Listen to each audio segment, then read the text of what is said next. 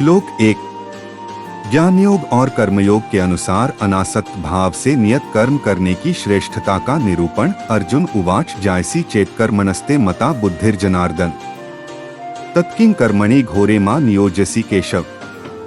अर्जुन बोले, हे जनार्दन, यदि आपको कर्म की अपेक्षा ज्ञान श्रेष्ठ मान्य है तो फिर हे केशव, मुझे भयंकर कर्म में क्यों लगाते हैं। व्याख्या। अर्जुन इस श्लोक में श्री कृष्ण से प्रश्न कर रहे हैं। अर्जुन ने सुना कि श्री कृष्ण ने उन्हें ज्ञान योग का महत्व बताया है, जो कि कर्म की तुलना में श्रेष्ठ बताया गया है। अर्जुन की समझ में यह बात आती है कि यदि ज्ञान योग वास्तव में श्रेष्ठ है तो फिर श्री कृष्ण उन्हें इस घोर कर्म महाभारत युद्ध में क्यों लगा रहे हैं। अर्जुन का यह प्रश्न वास्तव में उनकी दुविधा को दर्शाता है। वे समझ नहीं पा रहे हैं कि यदि ज्ञान श्रेष्ठ है तो फिर उन्हें कर्म क्यों करना चाहिए। अर्जुन की यह उलझन इस बात का प्रतीक है कि वे अपने धर्म, कर्तव्य और ज्ञान के बीच संतुलन बनाने में कठिनाई का अनुभव कर रहे हैं। श्री कृष्ण केशव और जनार्दन जैसे नामों से पुकारे जाते हैं, जो यह दर्शाता है कि वे सृष्टि के पालनकर्ता और विनाशक हैं। अर्जुन उनसे यह जानना चाहते हैं कि वे उन्हें कर्म में क्यों लगा रहे हैं, जबकि ज्ञान श्रेष्ठ बताया गया है।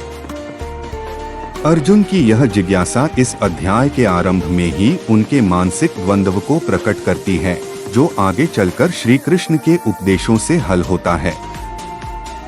श्री कृष्ण इस श्लोक के बाद के श्लोकों में अर्जुन को कर्मयोग का महत्व समझाते हैं, जिसमें वे बताते हैं कि कर्म और ज्ञान दोनों का अपना अपना स्थान है और कर्म से विरक्त होकर भी ज्ञान प्राप्त किया जा सकता है। सारांश में यह श्लोक अर्जुन की दुविधा को प्रकट करता है और यह प्रश्न उठाता है कि जब ज्ञान श्रेष्ठ है तो फिर कर्म क्यों करना चाहिए। इस प्रश्न का उत्तर आगे के श्लोकों में श्री कृष्ण देते हैं, जिससे कर्मयोग का सिद्धांत स्पष्ट होता है। श्लोक 2। व्यामिश्रेणे वाक्येन बुद्धि मोह्यसीव में तदेकं वद निश्चित्य येन श्रेयोहमाप्नुयात्। अर्थ, आप मिले हुए से वचनों से मेरी बुद्धि को मानो मोहित कर रहे हैं, इसलिए उस एक बात को निश्चित करके कहिए जिससे मैं कल्याण को प्राप्त हो जाऊं। व्याख्या। इस श्लोक में अर्जुन भगवान श्री कृष्ण से अपने भ्रम को दूर करने का आग्रह कर रहे हैं। अर्जुन कह रहे हैं कि हे कृष्ण, आप मेरे समक्ष जो बातें प्रस्तुत कर रहे हैं वे मुझे मिश्रित और विरोधाभासी प्रतीत हो रही हैं। ऐसा लगता है कि आपकी वाणी ने मेरी बुद्धि को भ्रमित कर दिया है, इसलिए कृपया मुझे स्पष्ट और एकमात्र वह मार्ग बताएं जिसके द्वारा मैं कल्याण, श्रेष्ठता प्राप्त कर सकूं। अर्जुन यहाँ यह कहना चाहते हैं कि भगवान द्वारा उपदेशित ज्ञान योग और कर्मयोग दोनों में से कौन सा मार्ग श्रेष्ठ है और किस पर चलकर उन्हें सर्वोच्च लक्ष्य की प्राप्ति हो सकती है। अर्जुन के मन में यह संशय उत्पन्न हो गया है कि वे किस मार्ग का अनुसरण करें जिससे उन्हें शाश्वत सुख और मोक्ष प्राप्त हो।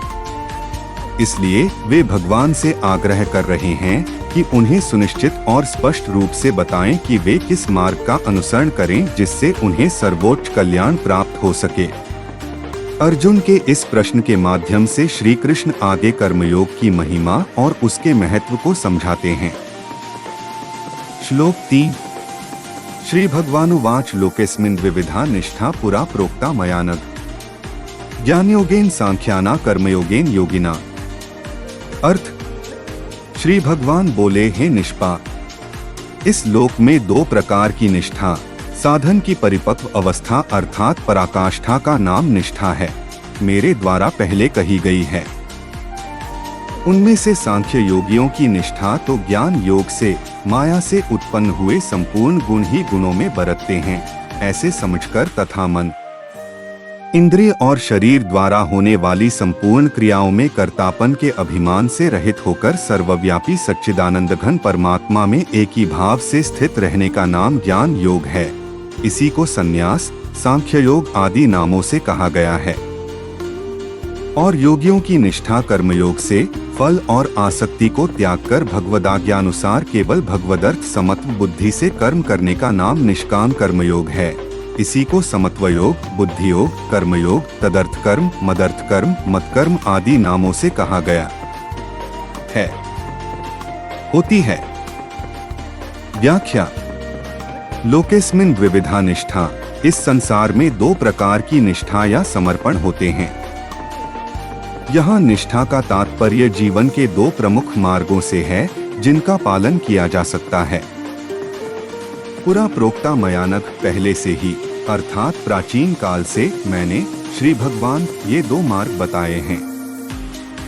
मयानक का तात्पर्य है कि श्री कृष्ण ने इन मार्गों की व्याख्या पहले ही की है।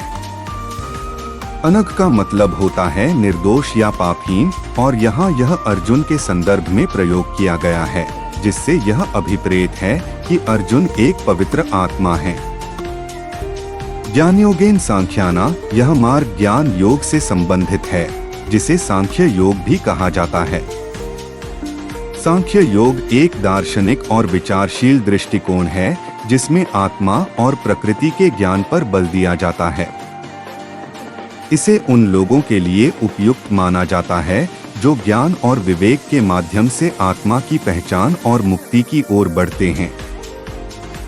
कर्मयोगेन योगिनाम, यह मार्ग कर्म योग से संबंधित है जो उन लोगों के लिए है जो कर्म करते हुए योग को अपनाते हैं। कर्म योग का तात्पर्य है कि व्यक्ति अपने कर्तव्यों को निष्काम भाव से फल की इच्छा के बिना भगवान की सेवा के रूप में करता है। यह उन योगियों के लिए है जो कार्यों के माध्यम से आत्मा के परम स्वरूप को समझने का प्रयास करते हैं। निष्कर्ष, श्री भगवान इस श्लोक में यह स्पष्ट कर रहे हैं कि संसार में जीवन के दो प्रमुख मार्ग हैं, ज्ञान और कर्म। इन दोनों मार्गों का उद्देश्य आत्मा की मुक्ति है और प्रत्येक मार्ग का पालन करने वाला व्यक्ति अपनी स्थिति और प्रकृति के अनुसार इनका अनुसरण करता है। ज्ञान योग ज्ञान के माध्यम से आत्मा की वास्तविकता को समझता है, जबकि कर्म योग कार्यों के माध्यम से जीवन की सफलता की ओर बढ़ता है। श्लोक 4। न कर्मणाम नारंभान् नैष्कर्म्ये पुरुषोऽश्नुते न च संन्यसनादेव सिद्धिं समधिगच्छति। अर्थ, मनुष्य न तो कर्मों का आरंभ किए बिना निष्कर्मता, जिस अवस्था को प्राप्त हुए पुरुष के कर्म अकर्म हो जाते हैं, अर्थात फल उत्पन्न नहीं कर सकते, उस अवस्था का नाम निष्कर्मता है, को यानी योग निष्ठा को प्राप्त होता है, और न कर्मों के केवल त्याग मात्र से सिद्धि यानी सांख्य निष्ठा को ही प्राप्त होता है। व्याख्या। इस श्लोक में भगवान श्री कृष्ण ने बताया है कि कर्म के बिना और कर्म करने से बचकर कोई भी व्यक्ति ना तो निष्कामता नैष्कर्म्य प्राप्त कर सकता है और न ही संन्यास द्वारा सिद्धि प्राप्त कर सकता है। न कर्मणाम नारंभान् नैष्कर्म्ये पुरुषोऽश्नुते।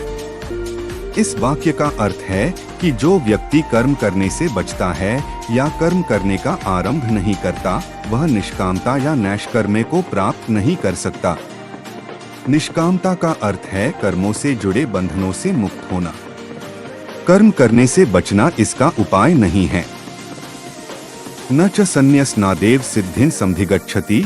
इसका अर्थ है कि केवल संन्यास कर्मों से पूर्ण रूप से दूर रहना द्वारा कोई भी सिद्धि या आत्म साक्षात्कार प्राप्त नहीं किया जा सकता। सार, भगवान श्री कृष्ण यहाँ यह स्पष्ट कर रहे हैं कि कर्म से बचना या कर्मों को छोड़ देना सिद्धि प्राप्ति का मार्ग नहीं है। सच्ची सिद्धि तब प्राप्त होती है जब कर्मों को अपनी योग्यता और सही दृष्टिकोण के साथ किया जाए। संन्यास केवल कर्मों को त्यागने का एक तरीका हो सकता है, लेकिन इससे आत्मज्ञान और मोक्ष की प्राप्ति नहीं होती। सही मार्ग वह है जहाँ कर्म को सही रूप में किया जाए और कर्मों का फल भगवान पर समर्पित किया जाए। इस प्रकार भगवान श्री कृष्ण कर्मयोग के महत्व को स्पष्ट करते हैं और यह बताते हैं कि निष्काम कर्म करने से ही जीवन की सिद्धि प्राप्त होती है। श्लोक 5। न ही कश्चित् क्षणमपि जातु तिष्ठत्य कर्मकृत् कार्यते ह्यवशः कर्म सर्वः प्रकृतिजैर्गुणैः। अर्थ, निसंदेह कोई भी मनुष्य किसी भी काल में क्षण मात्र भी बिना कर्म किए नहीं रहता, क्योंकि सारा मनुष्य समुदाय प्रकृति जनित गुणों द्वारा परवश हुआ कर्म करने के लिए बाध्य किया जाता है। व्याख्या। इस श्लोक में भगवान श्री कृष्ण ने यह स्पष्ट किया है कि कोई भी व्यक्ति एक क्षण के लिए भी निष्क्रिय नहीं रह सकता। यहाँ न ही कश्चित का तात्पर्य है कि कोई भी व्यक्ति कर्म किए बिना नहीं रह सकता। श्लोक के अनुसार हर व्यक्ति किसी न किसी प्रकार के कर्म करता है, क्योंकि कर्म करना उसके स्वभाव का हिस्सा है। जातु तिष्ठत्य कर्मकृत का अर्थ है कि कोई भी व्यक्ति कभी भी बिना कर्म के नहीं रह सकता। यहाँ कर्म से तात्पर्य उन सभी क्रियाओं से है जो मन, वचन और शरीर द्वारा की जाती हैं। कार्यते ह्यवशः कर्म वाक्यांश यह दर्शाता है कि व्यक्ति अनायास ही कर्म करता है और यह कर्म उसके स्वभाव के गुणों के कारण होता है। प्रकृतिजैर गुणैः का अर्थ है कि ये कर्म उसके प्राकृतिक गुणों और स्वभाव द्वारा प्रेरित होते हैं। इस प्रकार श्लोक हमें यह समझाता है कि कर्म करना